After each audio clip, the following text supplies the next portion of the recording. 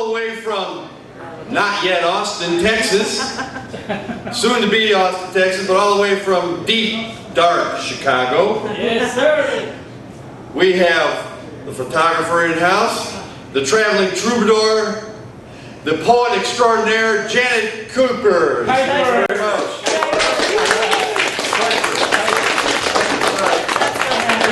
It's Kuypers, rhymes with Kuiper. Like you can. What happens when you don't have a bunch of degrees after your name? That means you know how to. I'm going to do 3 if you want to cut me off at 2. I totally understand because they're long. This is a shortened version of a lot of pieces. This is called Communication.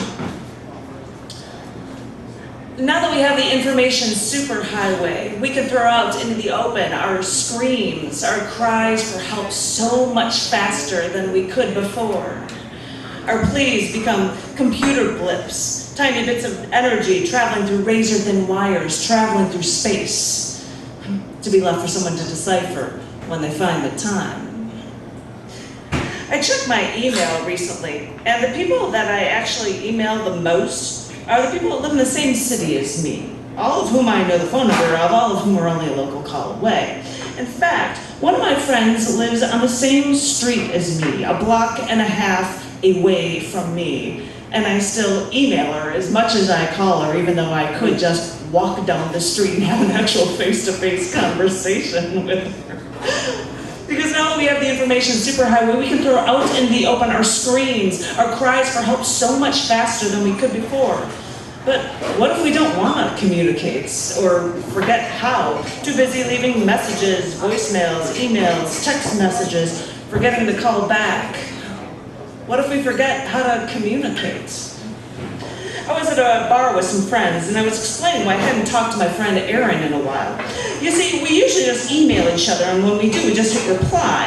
And so one of us can just send the other a letter and have a question at the end. And then you'd see that, and you'd answer by hitting reply. And you put another question at the end. And so we just kept answering each other's questions back and forth like this. And we just kept replying to each other. But once I got an email from him, and there was no question at the end. So I didn't have to send him a response. So I didn't. And we never thought to start a new email. So we just lost touch. Because no matter how many different forms of communication we have, we still find a way to lose touch with one another. Because now that we have the information superhighway, we can throw out into the open our screams, our cries for help so much faster than we could before. People want an instant message. People buy their name as a domain name. People get email accounts. People set up web pages. And you know, I have a cell phone, and I have a landline, but my phone isn't ringing off the hook. It's like I've gone fishing, sat on a boat to the lake, put out the baits, and no one's biting. I wanted to get in touch with an old friend of mine from high school, Vince, but the last I heard is he went to Marquette University, but that was years ago. He could be anywhere. I talked to a friend or two who knew him, and they lost touch with him too. So I searched the internet to see if his name was on a website or if he had an email address. He didn't. So I figured I probably wouldn't find him. And all this time, I knew his parents lived in the same house they always did. I could just look up his parents' phone number in the phone book and call them and say, "Hi, I'm an old high school friend of Vince's." But I never did. And then I realized why. You see, I could search the internet for hours and no one would know that I was looking for someone. But now, with a single phone call, I'd make it known to his entire family that I wanted to see him enough to call after all these years. And I didn't want them to know that. So I never called. When I was young, I felt like the world was the size of a thimble because all I needed to know was my backyard when I played with my neighbor. But once I was on my own, commuting on to my Chicago job on the L train, I suddenly felt as tiny as a dot in the universe, crammed like a sardine in an L train tin can, saving money for a road trip to Omaha, Nebraska. The idea of buying a brie sandwich to eat at a street-side table in Paris, or skipping the nesting dolls for a Bellalica in Russia, or photographing a finch in flight in the Galapagos Islands, those dreams seriously seemed a solar system away. And since then, I've pieced myself together. I've screamed my stories from rooftops. I've etched my words into stone. And no one hears me. Because now that we have the information superhighway, we can throw out into the open our screams, our cries for help so much faster than we could before. But then the question begs itself, who is there to listen?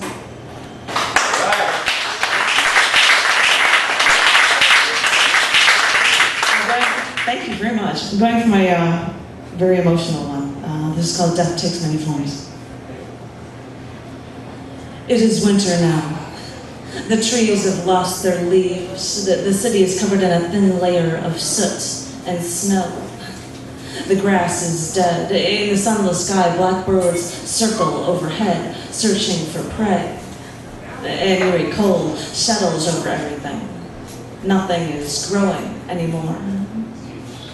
Death takes many forms. For you, death first came when you were 5 years old, and your mother had to give you 3 shots of insulin a day, and until you could take a needle to yourself.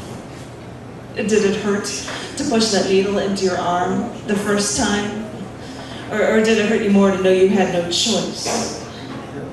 Death takes many forms, and death can be someone telling you without trying that they're losing their eyesight. Behind Coke bottle glasses, you'd see me and say, "That's a nice black suit you're wearing." And I would tell you, "It's green."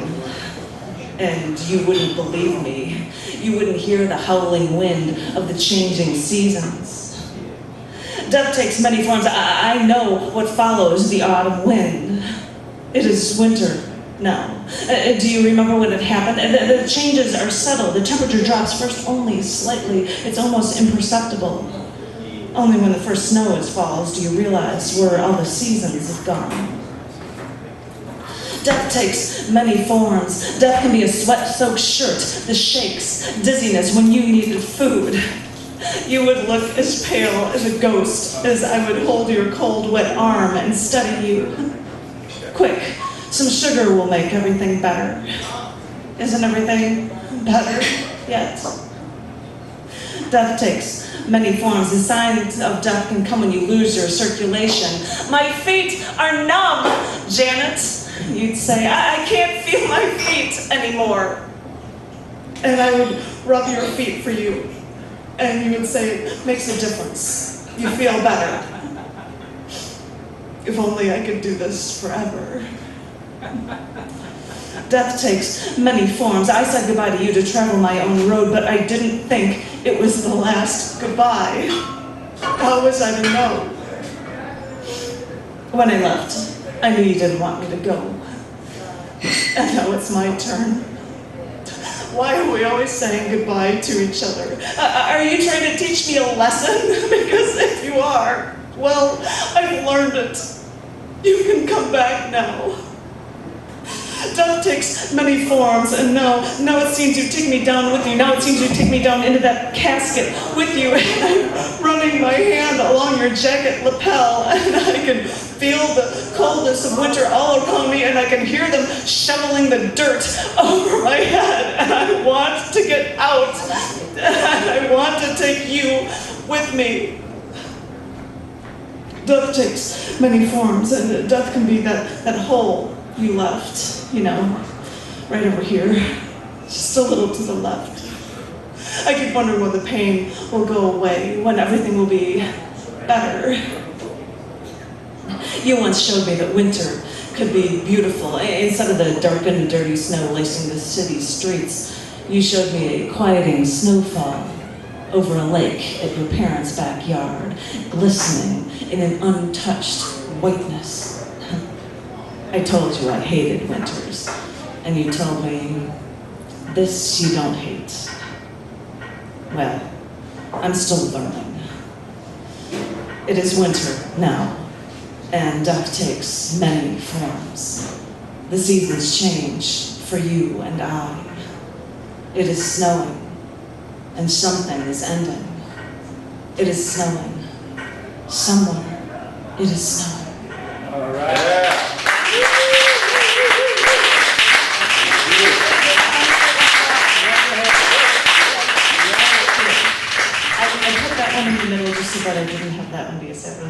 3. I know. Thank 6 you. feet. It was, yeah, that's, I guess, the way to put it. This is called True Happiness in the New Millennium. Sometimes it seems the more I ask for, the less I receive. The only true freedom is freedom from the heart's desires. And the only true happiness this way lies. I'm here to wish you in a whole new millennium. I'm the new savior of science, the savior of strength, the savior of survival, survival of the fittest, survival of the best. And I'm here to tell you that we're starting anew. So fasten your seatbelts, hang on to your hats, place your seat trays in their upright and locked position, for it's a bumpy ride. And I'm here to tell you why. I'm here to usher in a whole new millennium, a millennium of reason and logic and strength. And I don't want to hear about your self-destruction. I don't want to hear about your whining, psychosis, your depression, suicide, alcohol, and drugs. And just what made you think that playing with needles and escapism would make things better somehow? God, I've always hated needles. Anyway, what is it with you people? Well, you need a leader, so I'm stepping up to the plate. You keep asking for a big brother, and I'm here to set you straight. You want someone to wipe your noses for you? Well, pick up the damn tissue and do it yourself. Because when you give up your rights, you take away mine, and we're not having any of that. I'm here to usher in a whole new millennium, and you say to me that you need crystal meth so that you can stay awake through work. And you say to me that you don't need a drink, that you just like the taste. And you say to me that with all your escapism, you still don't feel any better. And you say to me that sometimes suicide is the only answer. Well, I'm here to usher in a whole new millennium. I'm here to usher in a whole new generation. So stop asking for things and start working for things. Because X is for ecstasy as long as it's fast. And X is for extra, but there's always a cost. And ecstasy doesn't come without extra work, no matter how many corners you cut. And you know, X is for X-ray. And I see right through that. They say that Eve ate from the tree of knowledge, but you know, she shouldn't have stopped just there, because the loggers are raping the trees of knowledge. The loggers are raping the force of talent, the force of ability, the force of reason, of skill, of logic, perseverance, and life. We're letting them rape the force of excellence. And you know, it's now time to take it all back, because I'm here to usher in a whole new millennium, and I'm here to tell you how it's going to be done. You keep looking for peace in all the wrong places, and you're asking your leaders to save you from yourself, but your leaders are looters, and they're worse off than you. I'm here to usher in a whole new millennium, and it's time to take charge, it's time to fess up. Only you can deliver you from your own sins, but first, you must know what sin really is.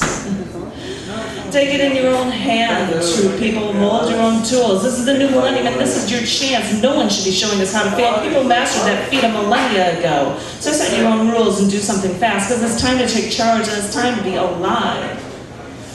It's time to make choices. It's time to lay claim to everything that we've been blindly giving away, because I'm here to usher in a whole new millennium. Take charge of yourself, and I'll take charge of me. I'm my leader, not yours. Swipe your own damn noses. I'm here to usher in a whole new millennium, and I'm waiting for you to usher in yours, because true happiness this way lies, my friend. And I won't wait long if you lag behind, because I'm setting my rules, so step out of the way. I'm here to tell you that there's a new sensation, and I'm here to tell you that there's a new salvation. And the only true happiness this way lies.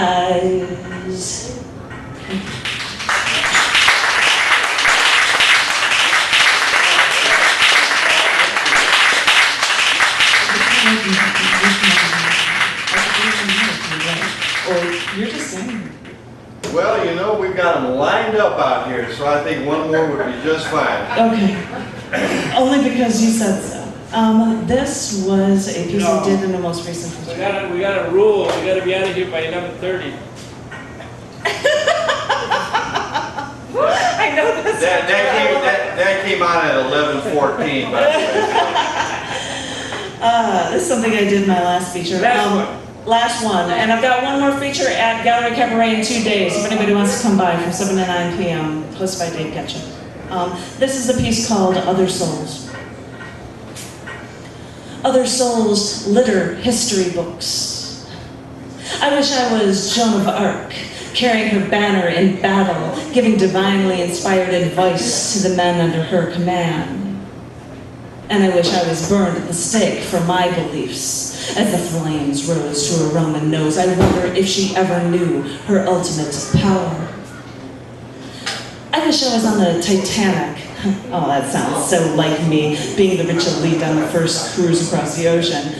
But I wish I'd gone down with them. I don't care what passenger I am. The point is that people will study the disaster that I was in for centuries.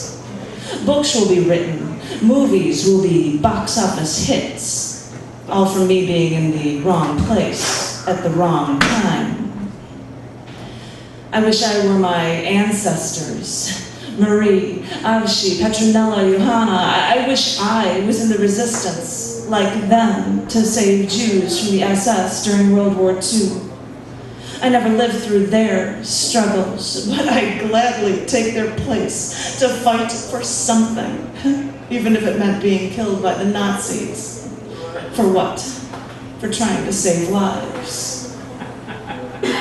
I wish I was on flight 175, just another one of my trips across the country. I'm getting used to airplanes. It's actually quite a nice morning.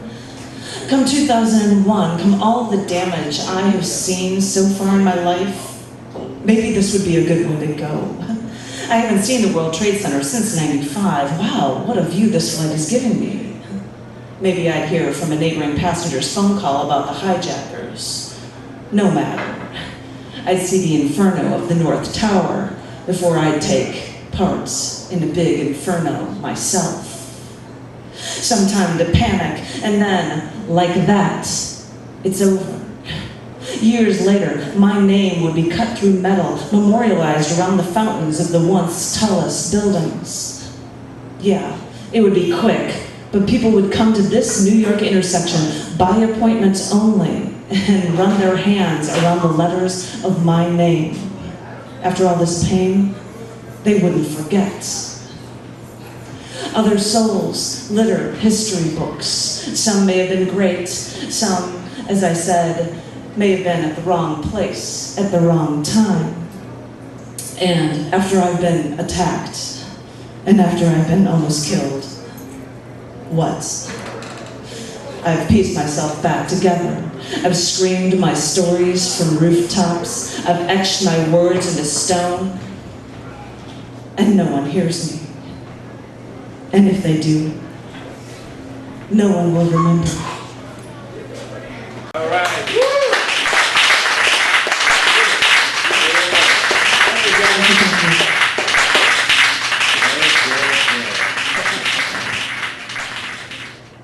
She could have read all night. She has the sexiest voice I have heard. She reminds me of like a 1930s or 1940s movie starlet dressed in satin, laying on a dynamite little couch, just talking to the men out in the world, anywhere that she sees, and making them want to touch themselves. Man, you ought to do like movie things or something, I tell you. Wow. That was fantastic. Thank you so much for coming tonight.